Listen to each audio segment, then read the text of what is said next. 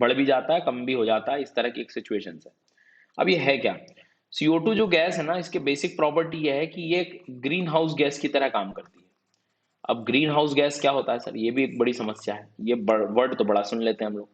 Actual में क्या होता है, हमारे अर्थ के हायर लैटिट्यूड्स में जहाँ सनलाइट कम पहुंचता है, इतना ज्यादा पहुंचता नहीं है सनलाइट, तो जब कोई चीज कम पहुंचती है तो उसका ज्यादा इस्तेमाल करना भी जरूरी है। मतलब नहीं तो आप जित मान लीजिए इतनी ज्यादा अमाउंट में मिलता हमें, तो ठीक है, पता रहता है कि भाई आने वाला है तो यूज हो जाएगा।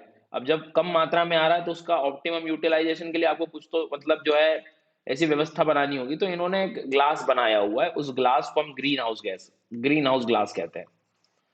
ठीक है, ग्रीन हाउस ग्लास, ये ग्लास क्या होता है? सनलाइट की आने वाली जो एनर्जी ना उसको आने देता है, ट्रांसपेरेंट होता है, आने वाली ऊर्जा के लिए ट्रांसपेरेंट है। बट यदि ये वापस लैंड मास से वापस निकल जाए, रेडिएट हो जाए, तो फिर तो कोई काम की नहीं रही हमारे लिए। तो ये ग्लास क्या करता है, सन की एनर्जी को आने देता है, और नीचे से जो रेडिएशन निकलते हैं हमारे अर्थ से, अर्थ गर्म हो जाती है, फिर अपने आप को ठंडा करने के लिए रेडिएशन निकालेगी भी है। तो ये रेडिएशंस जो हैं, ये यदि निकल जाएंगे तो फिर उतनी ऊर्जा रहेगी नहीं। इसलिए ग्लास की खास बात होती है कि ये जो लॉन्ग वेव या जो टेरेस्ट्रियल रेडिएशंस हैं उनको रोक लेती है। इसका मतलब ये हुआ सर कि ग्रीन हाउस ग्लास का काम आप समझिए कि आने वाला जो शॉर्ट वेव है, शॉर्ट वेव मतलब जो सन से जो रेडिएशन आते हैं उनको हम शॉर्ट वेव कहते हैं, जिसकी वेवलेंथ बहुत छोटी होती है, और जो रेडिएशन निकलते हैं वो लॉन्ग वेव होते हैं, तो इनको ये रोक लेता है। तो शॉर्ट वेव आ चुका है और लॉन्ग वेव रुक गया है। ये ग्रीन हाउस इम्पैक्ट है। ये गैस भी कुछ इस तरह की होती है, इसका मॉलिक्यूलर स्ट्रक्चर इस तरह से रहता है कि ये सन की एनर्जी को तो आने देती है, इनकमिंग सोलर रेडिएशन आ जाता है, बट जब अर्थ से निकलने वाली ये जो रेडिएशंस हैं इनको ये ब्लॉक कर लेता है, CO2 रोक देता है यहाँ पे। अब CO2 रोक देता है तो मतलब क्या हुआ, इसने हीट को यहाँ रोक लिया, मतलब यहाँ पे टेम्परेचर बढ़ गया।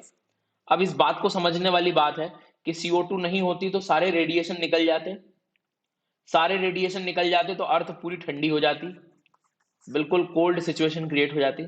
ये है तो हीट बनी हुई है, मतलब बैलेंस बना हुआ है, बट इसका रेशो बढ़ाया आपने तो वो हीट ज्यादा ट्रैप करेगी, ज्यादा गर्मी होगी। मतलब समझिए कि इसका होना और ना होना और ज्यादा होना कितना ज्यादा इंपैक्ट कर सकता है। फिर से CO2 है, सन की रेडिएशन तो आएगी, उसको कोई नहीं रोक रहा अभी फिलहाल, थोड़ी देर के लिए मान लो आप। रेडिएशन जो ब्लॉक हो रहे हैं, तो ये यदि नहीं होंगे तो कोल्ड सिचुएशंस क्रिएट हो जाएंगी। ये ब्लॉक हो रहे हैं तो नॉर्मल जो न तो ज्यादा गर्म न ज्यादा ठंडा पैटर्न होगा। और यदि ज्यादा बढ़ा दिया आपने CO2 एटमॉस्फेयर में तो वो ज्यादा ब्लॉक करेगा, it means that global warming की सिचुएशन। ये वही समझाना चाह रहे हैं कि कार्बन डाइऑक्साइड जो है, ठीक है, आता कहां से, तो हमें पता है कि भाई ह्यूमंस और एनिमल्स रिलीज कार्बन डाइऑक्साइड